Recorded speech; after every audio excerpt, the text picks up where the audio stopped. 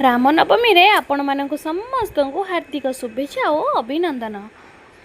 आज आम बाहरिलु रामलाला को दर्शन करने माही लुसु बो मान आउ मु भुवनेश्वर रे एते वर्ष हेलाणी रही किंतु केबे भी रामनवमी रे रामलाला को दर्शन करी नथिली।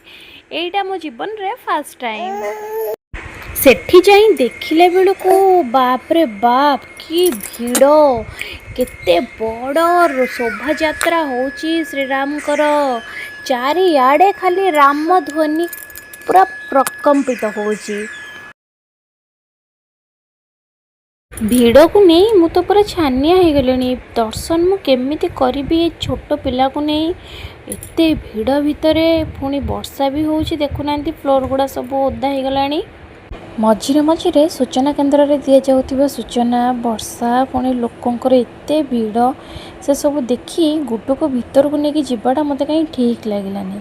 तेणु मुझे टेंट रे सूचना केन्द्र में सेमानकर अपेक्षा रहीगली। सेमाने आसिला परे मु भीतर को गली आ भगवान को बढ़िया रे दर्शन करिकी आसीगली। केबे मोर विश्वास भी नथिला भीड़ रे जाई दर्शन करी बोली। जानी ना सांग माने गोटे कथा कथार अच्छी पूरा इच्छा थिले उपाय आपे आपे आसे।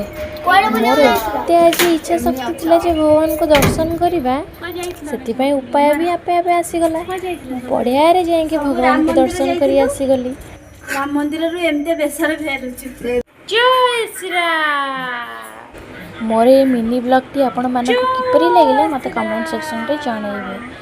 रहिली जय श्री राम।